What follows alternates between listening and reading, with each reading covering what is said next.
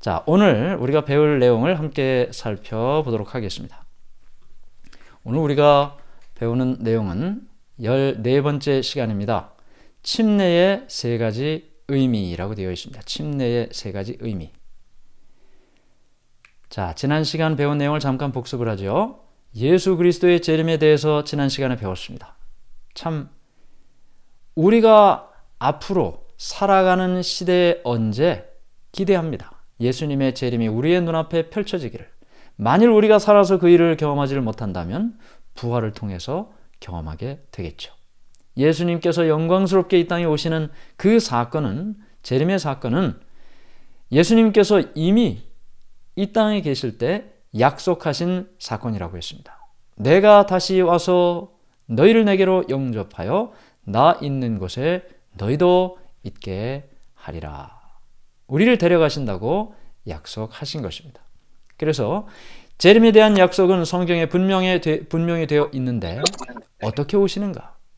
그대로 오신다 그랬어요. 하늘로 올라가시는 것을 본 그대로, 눈으로 보이게, 귀로 들리게, 모든 사람들이 볼 수 있도록, 어디에 이렇게 부분적으로만 보이는 것이 아니고 모든 사람이 볼 수 있고 모든 사람들이 들을 수 있고 영광스럽게 그렇게 이 땅에 재림하신다는 사실을 말하고 있습니다. 복스러운 소망이라 그랬어요. 왜냐하면 여러분들은 무슨 소망이 있으십니까? 지금 뭐가 잘 됐으면 좋겠습니까? 어떤 일이 마음속에 이렇게 소원처럼 있으신가요? 물론 다 그 일이 이루어지기를 바랍니다. 그러나 우리가 그 어떤 일이 이루어진들 그것보다 더 필요한 일이 이 세상에 없겠습니까? 더 필요한 일이 또 있죠. 그 일이 이루어진다 해도 또 그것보다 더 필요한 일이 또 나타납니다. 그런데 더 이상 필요한 일이 없을 만큼 만족스러운 그때, 그것이 바로 예수님의 재림 이후에 우리가 경험할 세상이라는 것을 생각하면 이것이 우리가 이 세상을 살면서 가장 소망하면서, 가장 염원하면서, 가장 소원을 하는 그러한 일이 되어야 될 것입니다. 우리의 소원은 통일이지만 더 중요한 것은 우리의 소원은 예수님의 재림이다 라는 사실을 우리가 생각하면서 그 재림을 맞기 위하여 깨어 있어야 한다. 노아 홍수의 이야기를 우리가 보았습니다. 깨어 있어야 된다. 도둑같이 예수님의 재림을 맞으면 안 된다. 준비하고 있다가 오늘이 그날인지 내일이 그날일지 생각하면서 준비하고 살아야 한다. 이와 같은 내용들을 우리가 지난 시간에 배웠습니다. 이제 이 모든 말씀들을 또 생각하면서 오늘은 침례의 세 가지 의미라는 제목으로 말씀을 나누도록 하겠습니다. 오늘 제가 침례라는 말을 많이 하게 되는데요. 어떤 분들은 세례라고 알고 있는 분도 있고 어떤 분은 영세라고 알고 있는 분도 있습니다. 오늘 내용을 통해서 우리가 조금 자세하게 살펴보도록 하겠습니다. 침례는 얼마나 중요합니까? 요한복음 3장 5절에 예수님께서 니고데모에게 이렇게 말씀하셨습니다. 사람이 물과 성령으로 나지 아니하면 하나님의 나라에 들어갈 수 없느니라. 니고데모는 그 당시 국회의원이었습니다. 바리새인이었습니다. 종교 지도자죠. 사람들이 존경하는 사람이었습니다. 그러나 그도 그 나라, 그 이스라엘의 문제를 해결할 능력이 없었습니다. 그런데 그날 낮에 성전을 정결하게 하시는, 장사꾼들 다 몰아내고 하나님의 집 성전을 깨끗하게 하시는 예수님의 모습을 보면서 큰 충격을 받습니다. 알지도 못했는데요. 젊은 청년, 전직은 목수였던 이 예수님의 모습에 큰 감명을 받고 밤에 예수님을 찾아옵니다. 그때 예수님께서 니고데모에게 주신 말씀이 이 말씀이에요. 사람이 물과 성령으로 나지 아니하면 하나님의 나라에 들어갈 수 없느니라 그랬어요. 물과 성령으로 거듭난다. 다시 태어난다. 물과 성령으로 나지 않으면 하나님의 나라에 들어갈 수 없다.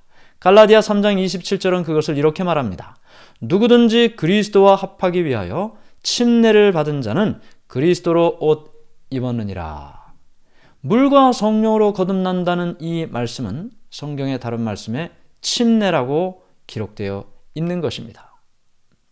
예수님께서 제자들에게 주신 마지막 명령에도 이 침례라는 단어가 나오는데요. 마태복음 28장 19절, 대사명이라고도 말하는 말씀인데, 그러므로 너희는 가서 모든 민족을 제자로 삼아 아버지와 아들과 성령의 이름으로 침례를 베풀고 그랬어요. 예수님께서 제자들에게 이 사명 주셨고 그 사명은 우리에게도 주셨습니다. 너희는 가서 모든 민족을 제자로 삼고 말씀을 가르치고 제자도 삼고 그리고 어떻게 하라고요? 침례를 주라고요. 침례를. 예수님께서 침례 주라고 말씀하셨습니다. 그러면 이 침례라는 이 말을 우리가 생각할 때 아까 우리 영세, 침례, 세례 이런 단어들이 있음을 봤는데요. 성경은 침례의 방법을 몇 가지로 제안하고 있나요? 에베소서 4장 5절, 주도 한 분이시요 믿음도 하나요? 침례도 하나요? 자, 침례가 하나라 그랬습니다. 성경에 우리가 그것을 세례라고 읽든지 또는 침례라고 읽든지 또는 영세라고 읽든지 간에 원어는 다 똑같습니다. 제가 여기 헬라어, 그리스어 단어를 가지고 나왔는데요. 영어로도 똑같이 발음이 됩니다. 밥티조라는 말이에요. 이상하게 쓰여졌지만 이 말을 발음할 때는 밥티조라고 이렇게 발음을 합니다. 그것이 그대로 영어로 baptism이라고 영어 성경에는 기록되어 있습니다. 그런데 이 세례 또는 침례 또는 영세라고 각각 번역된 이 밥티조라는 단어는 원래 이런 뜻을 가지고 있습니다. 잠기다, 담그다, 염색하다, 침몰하다. 그러니까 지금 이 모든 단어들의 공통점은 그것이 잠겼든 담겼든 염색을 했든 침몰을 했든 그것은 다 물속에 들어간 것을 이야기하고 있습니다. 물속에 들어간 것을 이야기하고 있습니다. 그리고 오늘 우리가 배우는 이 침례는 예식입니다. 예식. 이것이 그냥 한 번의 사건으로 끝나는 것이 아니고 그것이 계속해서 반복되고 그 반복된 침례 예식을 통해서 어떤 의미가 사람들에게 전달되기를 원했던 것입니다. 우리가 성만찬 예식 이미 배웠죠. 예수님의 죽으심을 기념하는 것이라고 했습니다. 성만찬 예식을 하면서 무슨 생각을 합니까? 예수님께서 나를 위하여 십자가에 달려 돌아가셨다는 사실을 기억하고 그것을 또 기념하는 것입니다. 침례도 마찬가지죠. 침례를 받는 목적은 그것을 통해서 무엇인가 예수님께서 우리에게 주시는 의미가 있는데 밥티조라는 그 말은 잠그다라는 담그다. 염색하려면 다 담궈야 되잖아요. 빨간 물감을 그 천에 염색을 하려면 다 담궈야 돼요. 손으로 딱 잡은 그 잡은 자리는 안 담그면 어떻게 됩니까? 거기는 하얀색으로 남아있죠. 다 담궈야 돼요. 그래서 침례 밥티조는 물에 완전히 들어가는 것을 설명하는 단어인 것입니다. 자, 예수님은 어떤 방법으로 침례를 받으셨나요? 자, 그러므로 4번 질문 들어가기 전에 그러므로 성경에 나타난 침례, 밥티조라는 말은 세례로도 번역할 수 있고 또는 영세로도 번역할 수 있지는 않습니다. 왜냐하면 그 단어가 의미하는 것이 물에 완전히 잠기는 것을 의미하고 있기 때문입니다. 그러면 예수님께서 이 침례를 어떻게 받으셨을까요? 네 번째 질문이 바로 그것을 설명하고 있습니다. 예수님은 어떤 방법으로 침례, 밥티조를 받으셨나요? 마가복음 1장 9절 10절, 그때 예수께서 갈릴리 나사렛으로부터 와서 요단강에서 요한에게 밥티조를 받으시고 곧 물에서 올라오실새 하늘이 갈라짐과 성령이 비둘기같이 자기에게 내려오심을 보시더니. 우리가 아는 것처럼 세례는 머리에다 물을 뿌리는 거죠. 침례는 물속에 완전히 몸을 잠그는 것입니다. 예수님께서 요단강에서 밥티조를 받으셨습니다. 요한을 통해서 말이죠.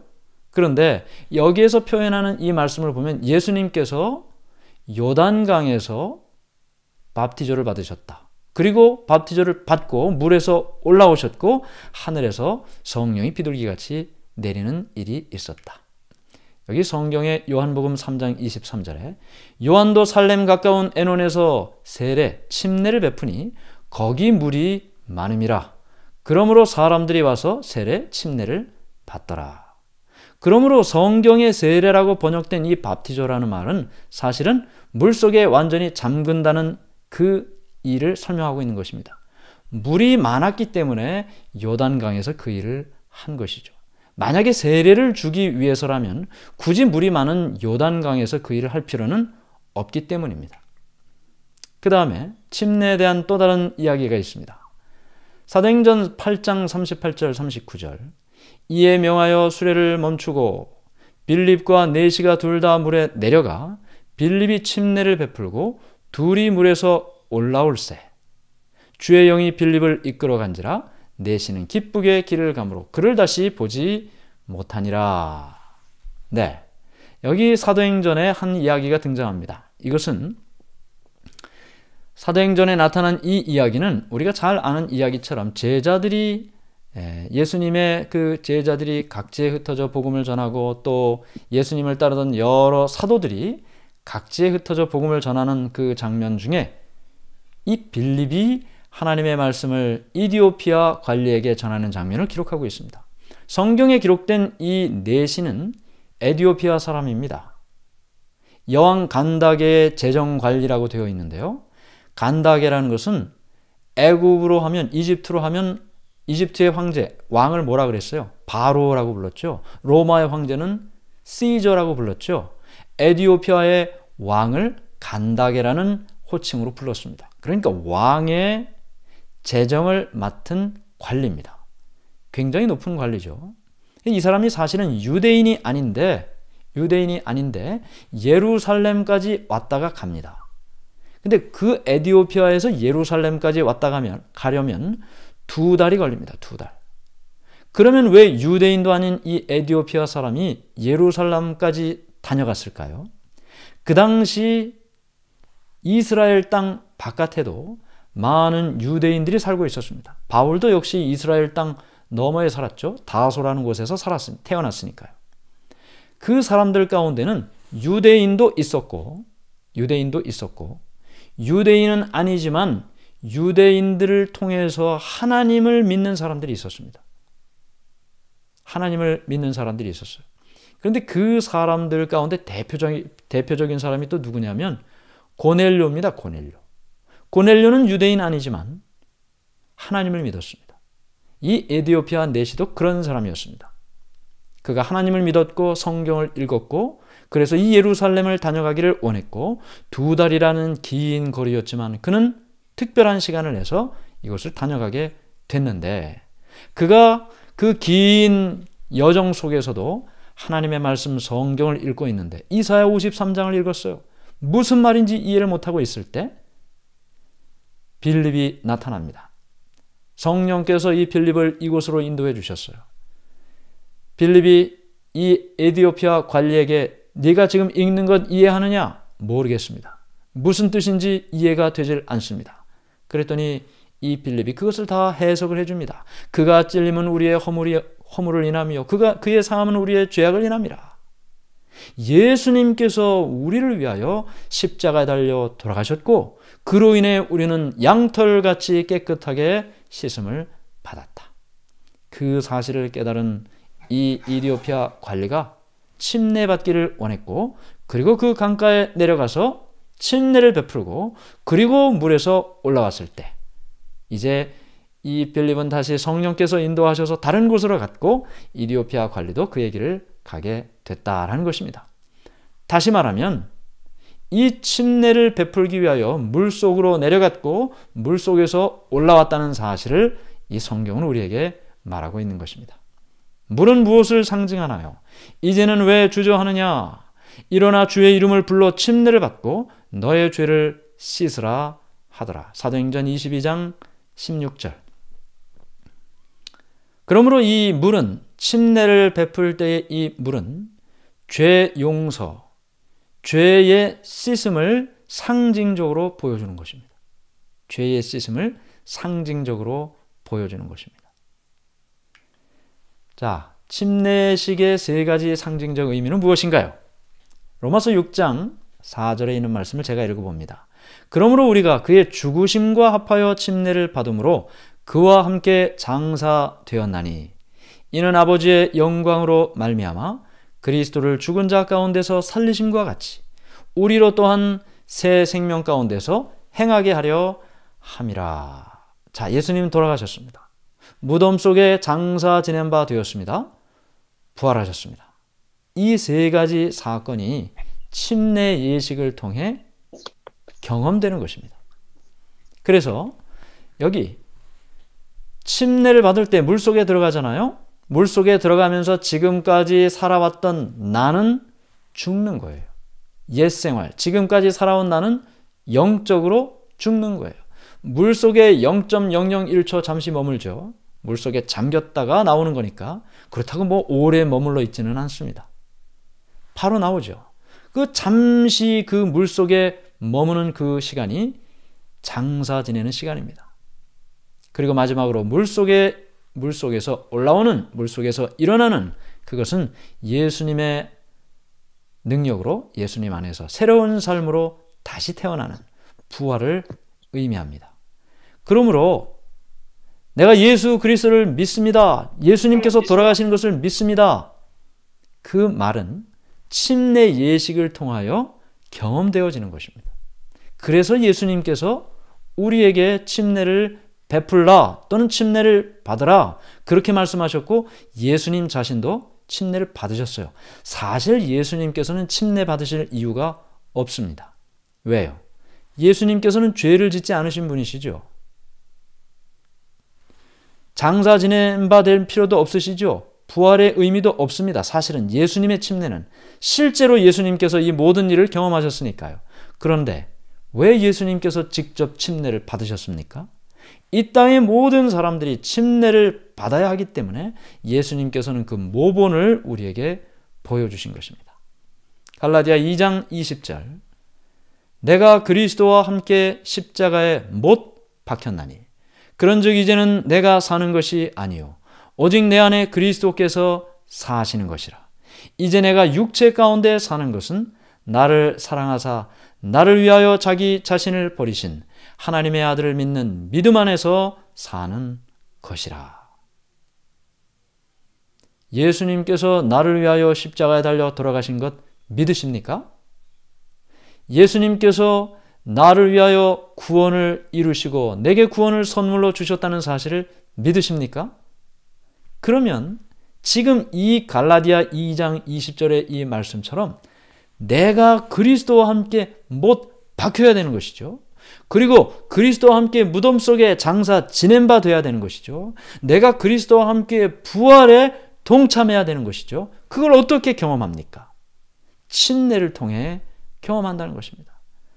침례를 통해 물속에 들어가면서 내가 그리스도와 함께 십자가에 못 박혔나니가 되는 거예요.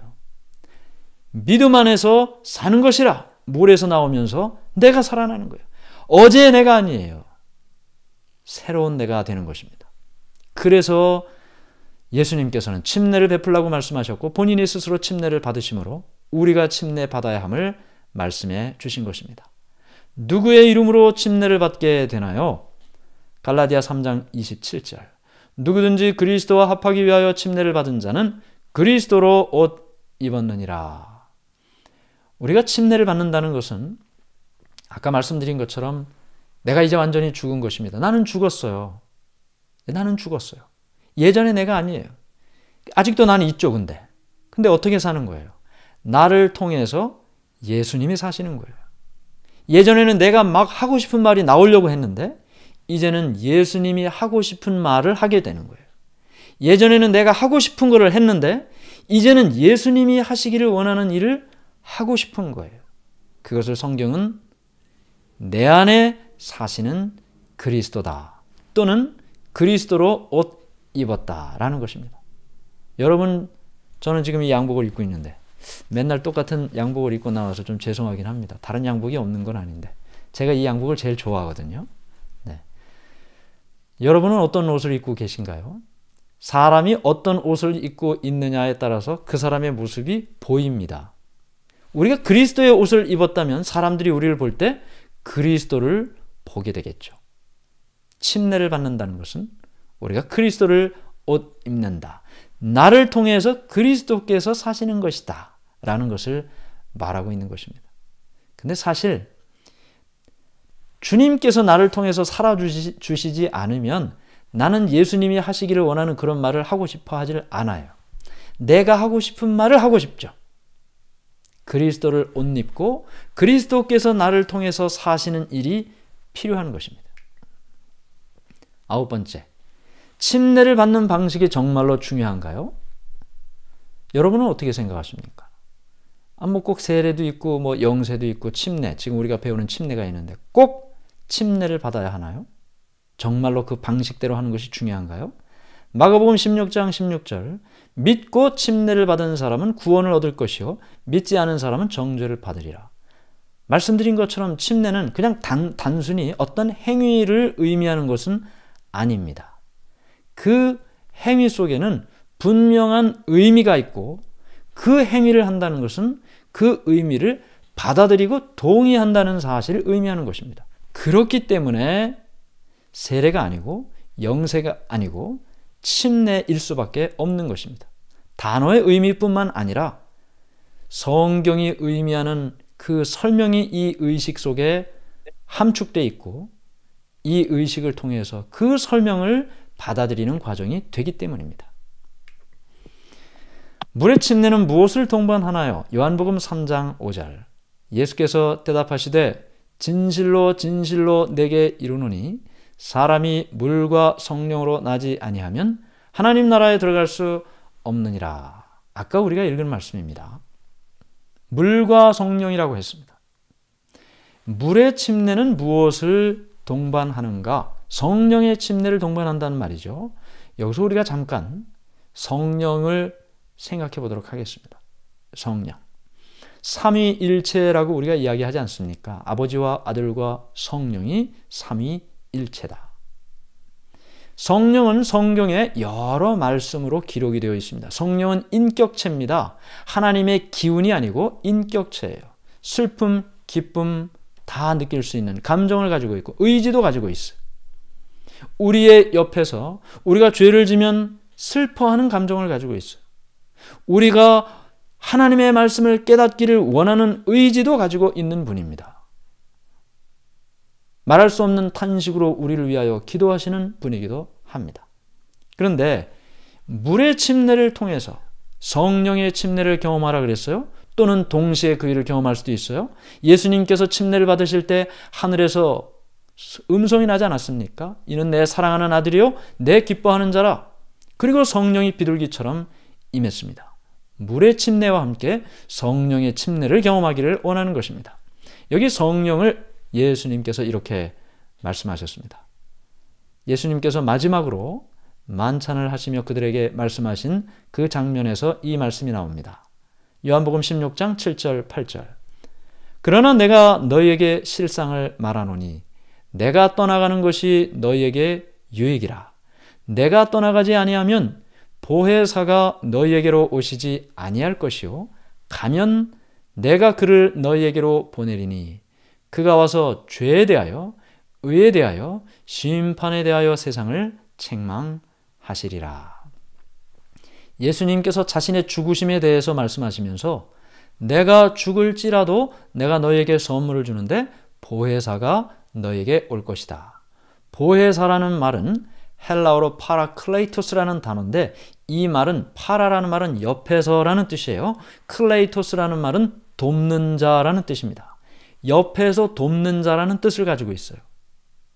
또 다른 단어로는 변호사라는 단어로도 사용됐습니다. 그러면 예수님께서 지금 성령을 말씀하시면서 옆에서 돕는 자라고 했어요. 여러분 힘들고 어려울 때 아무도 없는 것처럼 보일 때 그때 옆에서 돕는 자 성령이 함께 계시는 것입니다. 그리고요, 변호사는 법정에서 어떤 일을 하는 사람이죠? 우리가 죄인이라고 하면 변호사는 어떤 사람이에요? 우리가 죄가 없다고 얘기해 주는 사람이 변호사예요. 검사는 뭡니까? 죄가 있다고 이야기하는 것이 검사예요. 그러면 이 성령, 보혜사, 변호사의 역할을 한다 그러죠. 우리를 도와주는 분인 것입니다. 그러므로 예수님께서 이 땅에 인간으로 오셨을 때는 인간으로 오셨기 때문에 여기 있으면 저기 있을 수가 없어요. 그 시대에 계셨으면 지금 우리 시대에는 있을 수가 없는 것입니다. 그래서 예수님께서 십자가에 달려 돌아가시면서 인간에게 어디에나 있을 수 있고 누구에게나 있을 수 있고 옆에서 도울 수 있는 보혜사 성령을 주신 것입니다. 그래서 우리는 우리 곁에 이 영적인 인격체로서 성령이 계신다는 사실을 믿는 것입니다. 자, 그런데 이 성령이 어떤 일을 하나요? 요한복음 16장 13절. 그러나 진리의 성령이 오시면 그가 너희를 모든 진리 가운데로 인도하시리니 그가 스스로 말하지 않고 오직 들은 것을 말하며 장래일을 너희에게 알리시리라. 성령이 진리의 성령이라고 했습니다. 이 성령이 우리를 말씀으로 인도해 주신다고 했어요.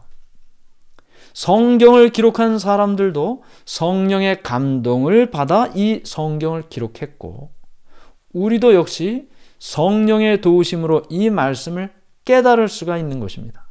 공부 많이 했다고 깨닫는 것이 아닙니다. 이해를 잘한다고 깨닫는 것이 아닙니다. 글씨를 모른다고 해서 못 깨닫는 것도 아닙니다. 연세가 높다고 해서 어려운 것도 아닙니다. 왜요? 깨닫게 해주시는 분은 성령이시기 때문이죠. 내가 깨달으려고 하면 안 돼요. 내 생각이 먼저 들어와 있기 때문에 더 힘들어요. 그래서 우리가 성령께 기도하고 성령의 도움을 구하는 것입니다. 여러분들은 이 성경 세미나에 어떤 과정을 통해서 참여하시게 됐습니까? 물론 라디오 코리아에도 광고했습니다. 중앙일보에도 광고했습니다. 동영상을 만들어서 유튜브에도 광고했고요. 구글에도 검색 광고로 여러분들이 접할 수 있도록 광고했습니다. 전단을 만들어서 저 한인타운의 마켓에서 여러분들이 뿌렸습니다. 물론 여러분들에게 개인적으로 말씀하신 분도 있었을 것입니다. 그런데 그 방법이 어떤 이유에서든지 간에 신문 전단을 여러분만 받으셨겠습니까? 중앙일보 그 전면 광고를 여러분만 보셨겠습니까? 라디오 코리아 광고를 일주일 동안이나 했는데 하루 4번씩 말이죠. 여러분들만 그것을 들으셨겠습니까? 여러분들에게만 어떤 분이 이야기를 하셨겠습니까? 아니죠. 그런데 어떻게 여러분들만 여기에 오셨습니까? 누구 때문에 오셨나요? 진리의 성령 때문에 지금 이 자리에 계시는 것입니다. 그 성령이 여러분들의 마음에 노크를 했고 그 음성을 여러분들이 들었고 그것을 여러분들이 선택을 한 거예요. 그래서 우리가 함께 이렇게 있게 된 것입니다. 억지로 왔어요. 나는 누가 여기 꼭 와야 된다고 그냥 안 오면 아주 얼마나 나를 힘들게 할지 몰라서 억지로 왔어요. 그것도 성령이 인도하신 겁니다. 예. 십자가를 진 그 구레네 사람 시몬 하나님께서 인도하지 않았습니까?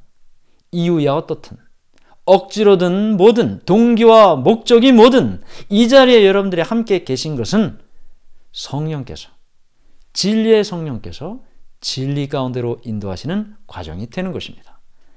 이렇게 우리가 진리를 통해서 말씀을 깨닫고 이렇게 말씀을 통해 한 걸음 한 걸음 영적으로 성장하면서 결국은 우리의 삶에 어떤 일이 일어나기를 원하는 것입니까? 갈라디아 5장 22절 23절 오직 성령의 열매는 사랑과 희락과 화평과 오래 참음과 자비와 양선과 충성과 온유와 절제니 이 같은 것을 금지할 법이 없느니라.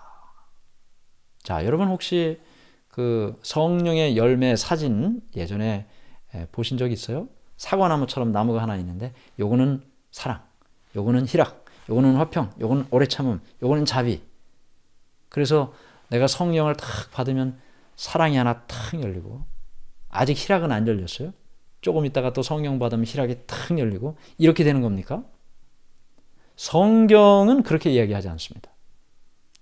무엇과 같으냐면 귤 귤, 오렌지나 귤을 딱 까면 말이죠. 그 안에 어떻게 생겼어요? 조각조각 돼 있잖아요. 그렇죠? 사랑, 희락, 화평, 오래 참음, 자비, 양선, 충성, 온유, 절제. 여기 다 하나에 들어가 있어요. 익으면 사랑만 익는 게 아니고 같이 익는 거예요. 희락도 있고 화평도 있고 오래 참음도 있고 어떤 건 되고 어떤 건 안 되고 그렇게 되는 게 아니에요. 우리가 성령을 경험하면 성령의 침례를 경험하면 나를 통해서 누가 사시는 겁니까? 예수님께서 사시는 겁니다. 그런 말 하고 싶지 않아요. 그런 말 하고 싶지 않아요. 그런 행동하고 싶지 않아요. 저 사람은 저게 편하다는데 나는 이게 더 편해요. 예전에 어느 대학에서 교수님이 이제 이런 이야기를 하신 거 제가 기억이 납니다. 담배를 많이 피는 한 학생이 있었습니다. 이 교수님한테 와서 교수님, 이 교수님은 이제 신앙을 하시는 분이라 담배 안 폈어요.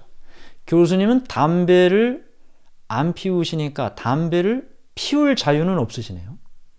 저는 담배를 피울 자유도 있고 담배를 안 피울 자유도 있는데. 그랬더니 이 교수님이 뭐라 그러셨냐면 나는 담배를 피울 자유도 있고 담배를 안 피울 자유도 있는데 나는 담배를 피우는 것보다 담배를 안 피우는 것이 훨씬 편하기 때문에 안 피우는 거라고 그렇게 이야기를 했습니다. 그런데 그 학생은 담배를 피우는 것은 쉬운 일이지만 담배를 안 피우는 일은 대단히 어려운 일이죠. 오늘날 우리가 죄를 안 지으려고 노력을 하는 것이 아니고 사랑의 성령의 열매를 맺으려고 노력을 하는 것이 아니고 그리스도와 함께 못 박히고 그리스도와 함께 부활하는 살아나는 그 경험이 우리에게 일어나면 우리 안에 그리스도께서 사시는 그 경험을 하게 되고 성령을 통해 자연스럽게 열매가 맺히고 껍질을 까보면 사랑도 있고 희락도 있고 화평, 오래 참음, 자비, 양선, 충성, 온유, 절제가 다 있는 것입니다. 그러므로 우리의 삶이 이렇게 내가 노력하는 것이 아니고 나는 어떻게 해요? 성령을 선택하는 거예요. 전단 딱 보고 성경 세미나 가야지. 선택하는 거예요. 내가 성령을 선택하면 성령께서 나를 인도해 주시는 것입니다. 침례를 받는 것과 교회에 출석하는 것이 관련이 있습니까? 사도행전 2장 41절 47절. 그 말을 받은 사람들은 침례를 받음에 이날에 신도의 수가 3,000이나 더하더라. 주께서 구원받는 사람을 날마다 더하게 하시니라. 하루에 3,000명씩 침례를 받았습니다. 초대교회 때 말이죠. 복음을 받아들이고 그 복음대로 살겠습니다. 다시 과거로 돌아가고 싶지 않습니다. 침례를 받겠습니다. 교회에 나오는 것입니다. 골로새서 1장 18절 그는 몸인 교회의 머리시라. 고린도전서 12장 13절 다 한 성령으로 침례를 받아 한 몸이 되었고. 저도 여러분들도 침례를 받는 그 모든 사람들은 다 교회의 한 지체가 되는 거죠. 교회의 머리는 예수님이고 누구는 손이 되고 누구는 발이 되고 누구는 허리가 되고 누구는 눈이 되고 코가 되고 입이 되고 귀가 되고 각자 자기의 은사를 따라 주님의 교회를 받들고 섬기는 일을 하는 것입니다. 침례를 통해 그와 같은 일이 시작이 되는 것입니다. 재침례를 받아도 되나요? 여기 사도행전 19장 2절부터 5절에 보면 사도 바울이 에베소에서 이야기한 한 이야기가 나오는데 이렇게 설명하고 있습니다. 이르되 너희가 믿을 때 성령을 받았느냐? 이르되 아니라. 우리는 성령이 계심도 듣지 못하였노라. 바울이 이르되 그러면 너희가 무슨 침례를 받았느냐? 대답하되 요한의 침례니라. 바울이 이르되 요한이 회개의 침례를 베풀며 백성에게 말하되 내 뒤에 오시는 이를 믿으라 하였으니 이는 예수라 하거늘 그들이 듣고 주 예수의 이름으로 침례를 받으니. 자, 이 이야기는 이미 침례를 받은 사람이었는데 다시 침례를 받은 사람의 이야기를 하고 있는 것입니다. 재침례라는 것은 과거에 침례를 받았는데 다시 침례를 받는 그것을 재침례라고 하죠. 성경은 일반적으로 그리스도인의 일평생의 삶 가운데 한 번의 침례 예식을 설명하고 있습니다. 왜냐하면 그것이 예수님의 죽으심과 장사 지냄과 부활을 상징하고 있기 때문입니다. 그런데 지금 우리가 이 질문을 통해서 보는 것처럼, 또 사도 바울이 이야기한 이 이야기를 통해서 보는 것처럼 재침례를 경험하는 사람이 성경에 있었습니다. 그럼 어떤 경우에 재침례를 경험하게 되었는가? 첫 번째는 중요하고 새로운 진리를 발견했을 때 그들은 재침례를 받았습니다. 이 사도행전 19장 2절부터 5절의 내용은 사도 바울이 이 에베소에 갔는데 그곳에 있는 사람들에게 말씀을 전하고 또 성령에 대한 이야기를 이야기했어요. 너희가 믿을 때 성령을 받았느냐? 우린 성령에 대해서 들어보지도 못했습니다. 그러면 너희가 도대체 무슨 침례를 받았는데? 그랬더니 그들이 말하기를 요한의 침례를 받았다 그랬어요. 요한의 침례를 받았다. 회개의 침례만 받았다. 성령에 대한 이야기, 예수님이 어떻게 사신 이야기, 그리고 예수님께서 보혜사 성령을 주신 이야기, 이런 이야기는 배운 적이 없어요. 진리에 대하여 부분적으로는 알았지만 충분한 진리의 말씀을 다 깨닫지는 못했어요. 그때 바울은 그들에게 그 모든 말씀을 가르쳤고 그들은 침례를 다시 받게 됩니다. 진리를 다 깨닫고 그들은 다시 과거의 침례가 아닌 새로운 침례를 받게 됩니다. 그리고 나서 그들이 성령 받는 장면이 바로 사도행전 19장에 기록되어 있습니다. 성경에 나타난 진리의 말씀을 부분적으로 깨달았을 때 다시 그 모든 진리를 깨달은 이후에 그들이 재침례를 받았다는 사실을 성경은 말하고 있습니다. 두 번째는요, 침례를 한번 받고 그리스도인의 삶을 살다가 그 다음에 교회를 떠나고 예수님을 떠났어요. 그리고 허랑방탕한 삶을 살다가 이제 회개하고 주님께로 돌아왔어요. 그때 재침례를 받기도 하는 것입니다. 다시 회개하고 주의 뜻대로 살기를 원할 때 그때 재침례를 받게 됩니다. 물론 그렇다고 또 방탕했다가 돌아오고 또 방탕하고 돌아올 때마다 그렇게 한다는 이야기는 아닙니다. 그러나 그의 마음속에 정말 과거로 돌아가기를 원치 않고 이젠 정말 주님의 뜻대로 살기를 원하고 내 안에 그리스도께서 사셔서 나를 통해서 사시기를 간절히 원할 때 그는 재침례를 받을 수 있다는 것입니다. 사도 바울이 침례를 미루려는 이에게 어떤 권면을 주었나요? 사도행전 22장 16절, 이제는 왜 주저하느냐? 일어나 주의 이름을 불러 침례를 받고. 저는 평생 목사로 살면서 많은 분들에게 여러분들처럼 이렇게 성경을 배우실 수 있도록 도와드리고 그리고 모든 과정을 통해서 침례까지 말씀을 드립니다. 침례를 받는 일까지. 왜냐하면 예수님께서 제자를 삼아 가르치고 침례 주라고 말씀하셨으니까 침례까지가 복음이에요. 침례까지가 복음이에요. 그래서 여러분들이 침례를 받도록 했고 또 침례를 제가 직접 침례도 많이 했습니다.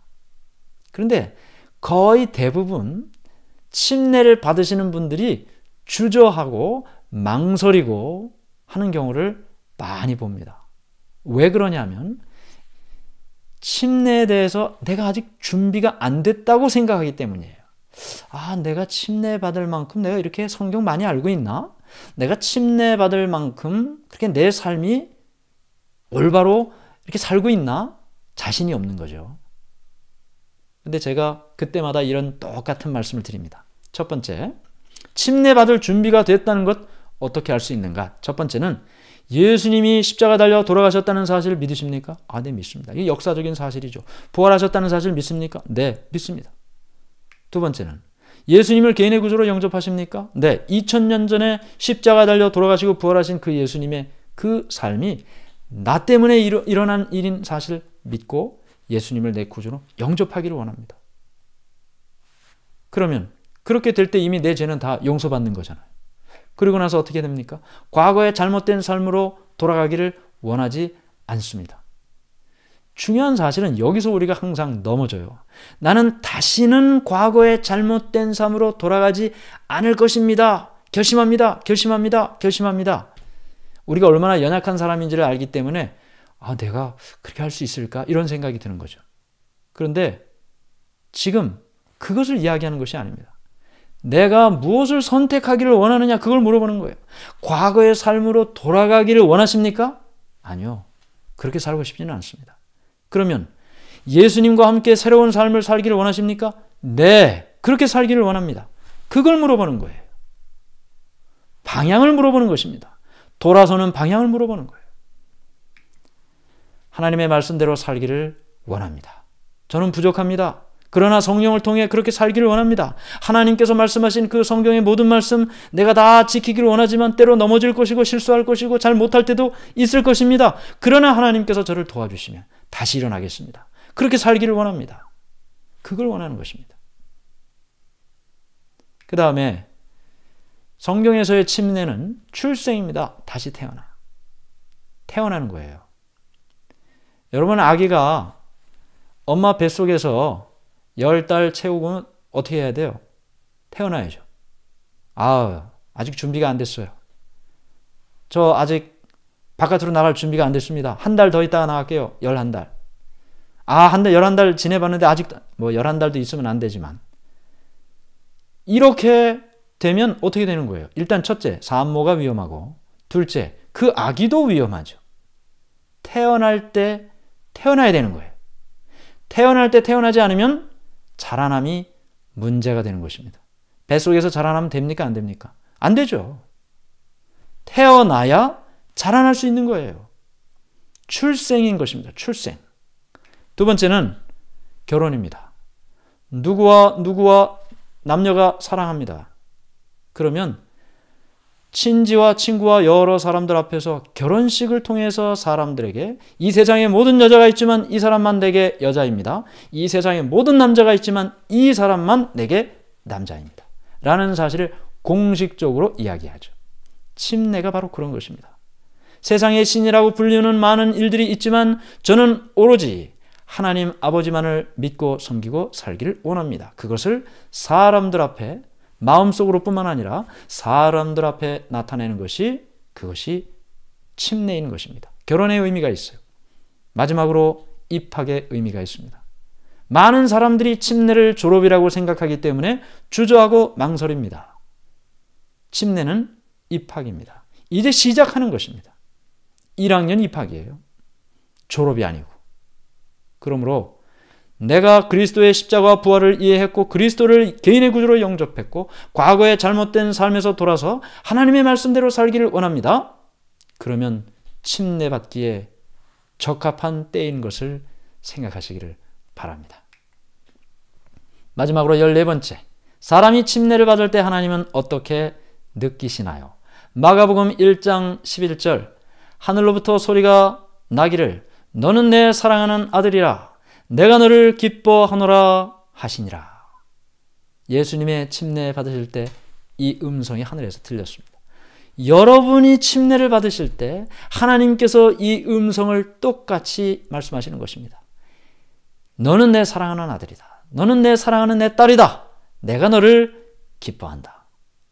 누가복음 15장 7절, 내가 너희에게 이르노니 이와 같이 죄인 한 사람이 회개하면 하늘에서는 회개할 것 없는 의인 99으로 말미암아 기뻐하는 것보다 더하리라. 잔치를 베푸는 것입니다. 잔치를. 한 사람이 회개하고 그리스도를 믿고 그리스도 안에서 물과 성령으로 받는 이 침례를 통해 다시 태어나면 무엇으로도 대신할 수 없는 기쁨과 감격이 저 하늘에서 있는 것입니다. 예수님께서 이 땅에 오셔서 십자가에 달려 돌아가신 이유가 뭔가요? 여러분과 제가 침례받고 하나님의 아들과 딸로 다시 태어나는 이 일을 위하여 예수님께서 오셔서 침례도 받으시고 모욕도 받으시고 가시관도 쓰시고 손과 발에 못 박히시고 그렇게 돌아가셨던 것입니다. 오늘 침례가 혹시 나의 삶에 경험되어지지 않았다면 침례를 마음속에 한번 생각해 보시고 침례를 받기를 마음에 원하시면 제가 도와드리겠습니다. 하나님께서 이 침례를 통해서 우리에게 복을 주시고 우리 모두가 침례를 통해서 새로운 삶을 출발하게 되기를 간절히 바랍니다. 네, 오늘 말씀의 핵심은 이렇습니다. 성경상 침례는 한 가지입니다. 우리나라 말로는 세례 또 영세라고도 읽지만 원어상 밥티조라는 이 말은 어느 나라나 다 똑같은 한 단어로 읽고 사용하고 있습니다. 한국말 성경만 이렇게 다르게 번역하여 사용하고 있습니다. 한 가지예요. 물에 잠기는 침례. 예수님은 물에 잠기는 침례를 받으셨습니다. 침례는 예수님의 죽음, 장사, 부활의 참여하는 것입니다. 예수님께서는 우리가 침례받기를 원하십니다. 네, 이 말씀을 오늘 함께 살펴보았습니다.